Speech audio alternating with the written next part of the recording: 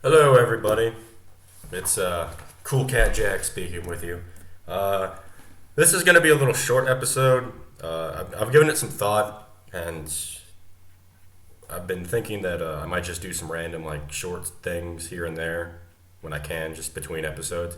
We're working still on, what's the show? Kokoro Connect. Uh, I know I keep saying, I really got to work on that. Sorry about that, everybody. But anyway, so I was just kind of farting around and I was looking through all my books and I found this old story that I used to read as a kid. Like it's this like kid story. And I don't know why, but I got a bug up my ass to talk about it.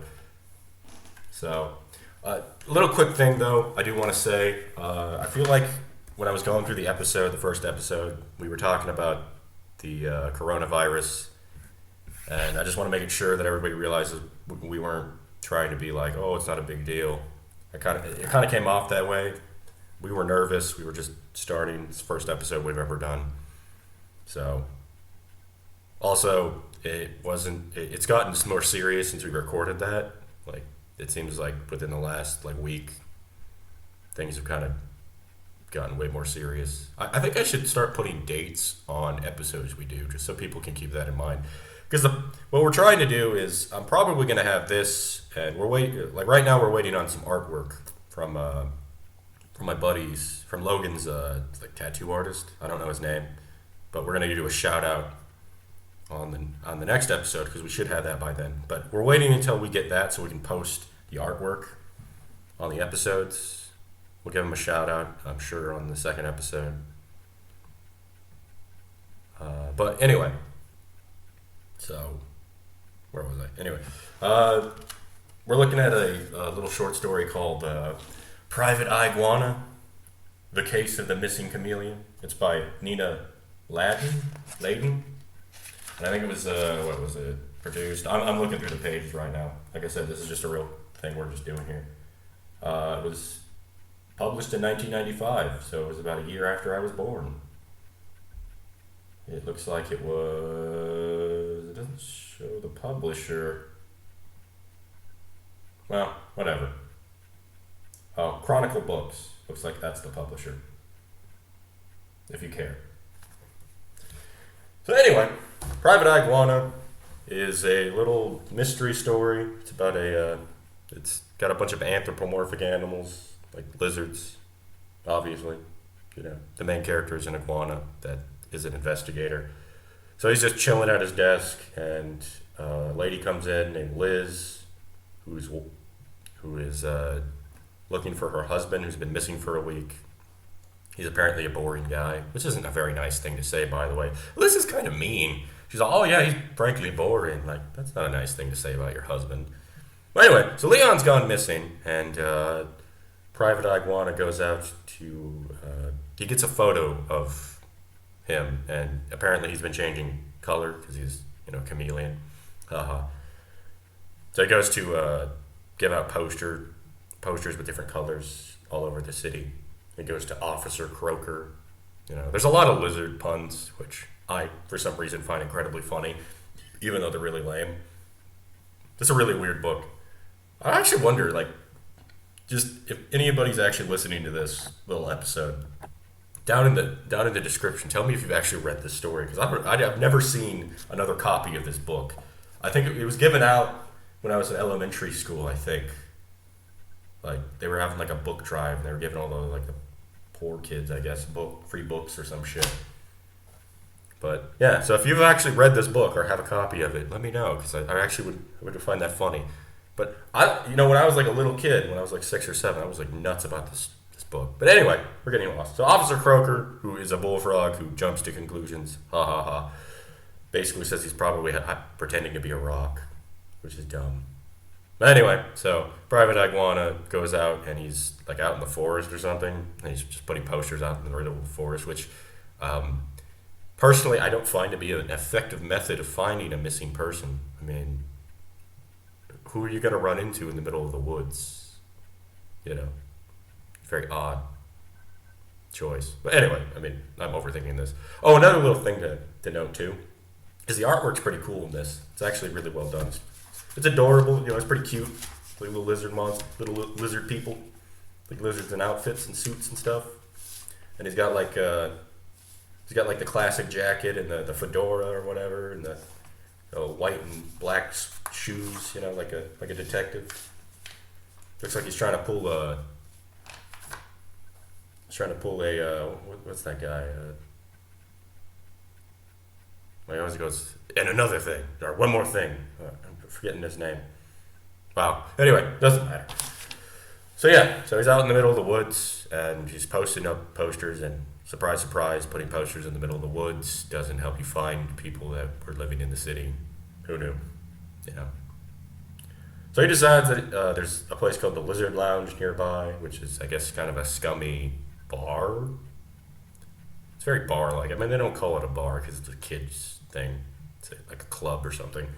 So he goes there because they have a cricket stew or grasshoppers or something he wants to eat, which he thinks are delicious.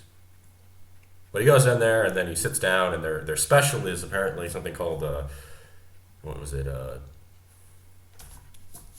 I have to look it up. Wow, I can't believe I blanked on this. It was cricket stew, I believe.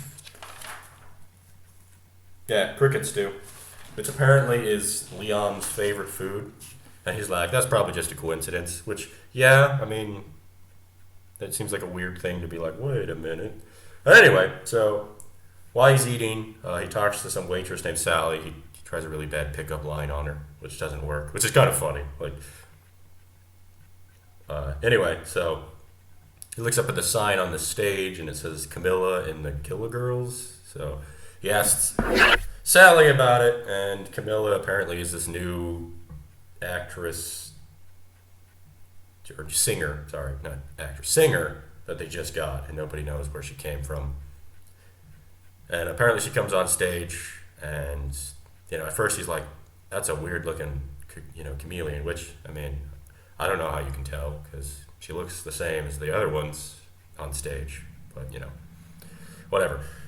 So, anyway, she starts singing, and he forgets about that, so he decides that he wants to get her autograph after her show's over. So he goes and he sneaks back stage, and he goes and knocks on her door, opens it up, there she is, and he hands her a poster asking for her autograph, which turns out to be one of the posters he's been posting all over the place, which makes her Camilla freak out, which, surprise, Camilla happens to be Leon in drag.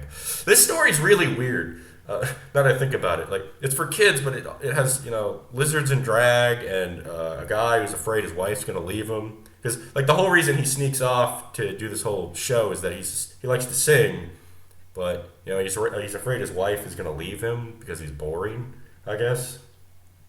So I guess to save his marriage, he dresses in drag and goes to a random club in the middle of nowhere and just disappears for a week, which personally I don't think is a good strategy if you're trying to keep a relationship going. If you're trying to salvage a marriage, just ghosting that person for a week sounds like a bad idea. But they're lizards, who knows? I'm not married, right? But anyway, so he figures it out. He puts two and two together, because apparently Private Iguana is actually not very good at noticing things, which is a bad trait in detectives, personally. But anyway, so oh god, man, I can't believe I'm analyzing a fucking children's story, and I'm pulling apart plot holes in a children's story. It's literally 10 pages long, if that. Anyway, whatever. So Leon admits, that it's him, and he says that, like you said, he only did it because his wife thought he was boring and he was afraid she would leave him. So dress as a chick, saves your marriage. So any young, any husbands out there struggling with your marriage, go disappear for a week, go become a drag queen or something, and I'm sure it will save your marriage. But anyway, so he goes back to his wife, and I guess they buy the club, and his wife ends up working backstage in the kitchen for some reason, and he just starts singing again. But yeah, so that's the story. I mean, it's definitely a little kid story. Like I said, I used to read this when I was 6 or 7. I really, really liked it. I used to have my mom read it to me a lot. Or not my mom, mostly my siblings. Yeah, my mom sometimes too, but I used to read it too. Mostly as a kid, I liked to look at the pictures because I was like, that's cool. You know, it's a lizard in a suit. But yeah, so that's the whole story. Surprise, surprise, it's not very long or deep. Um, yeah, it's a cute little story. If you have a kid, you know, maybe find it. Again, I don't even know where you would find it because, like I said, this is a special edition too. I'm reading the back of this. This was $6. You know, it's a special edition, so maybe you can't find it. I don't know, but it's a fun little story. I don't really know what else to say. Like I said, though, we are working on the next episode, so that should come out in a bit. And oh boy, I don't know how many of you guys are anime fans or have watched this show, but it's going to be. I think I'm going to be very boisterous in this episode, but yeah, you know, for the second episode. And anyway, so I guess I'm just going to cut this off here because there's really not much else to say. It's a little 10-minute video of a really dumb kid story. But seriously though, if anybody's read this story, let me know because for some reason I really want to know if anybody else has ever seen this story. All right. But anyway, I will see you all. Well, you won't see me because we're doing an audio recording. But hopefully by the time that we're back, we'll have that artwork done. I'm pretty excited about it. We had a pretty good idea for a mascot. It's going to be pretty cool. I don't want to tell you guys too much because I don't want to ruin the surprise. But I think we'll probably actually put it up for the first episode too. So you guys, if you're looking at this, you probably see it already. But yeah. Anyway. So hopefully you're not all dying of coronavirus and, you're not welded into your house like in China or some shit. Not that I think we're going to have a very good Chinese audience. I'm rambling. Sorry. I'm going to do that. A fair warning to anybody that watches this show, because I've said goodbye like 3 times now, is I love tangents. So this show's going to be full of tangents. It's something I probably should have warned you with the first episode. And we go on our sides. Especially me and Logan. Like, you put me and Logan in a room and we'll ramble about anything. So, anyway, sorry. Have a good day. Make sure, you're taking care of yourself. You're washing your hands. You're, limiting your contact with other people, or you're doing that 6-foot distance thing. You're taking care of your old people, making sure that they don't get sick, because those are the people that are likely to get ill. It seems to be the danger is for anybody with pre-existing conditions and older folk. So, take care of your grandpa or whatever, and make sure that you're doing what you need to do to keep everybody safe. Hopefully this will blow over in the next month. I know a lot of people are out of work too, which has got to be pretty stressful. I mean, I kind of lucked out in that I work at a laundromat, so, I'm only working part-time, but at least I still have work, so, and I know what it's like to go long periods of time without work. I did that for a while, actually, and especially if you don't have any savings or anything, that can be really nerve-wracking. I've heard that the government is looking into sending checks to everybody, but, knowing the government, it's going to take forever. So, hopefully, I know you're all hot tired of hearing about it. But anyway, so take care of yourselves. This is seriously goodbye. I'm going to pause this or stop recording right now. So have a good day. Take care of yourselves. Hopefully you'll join us on our merry adventure through, all this. Bye.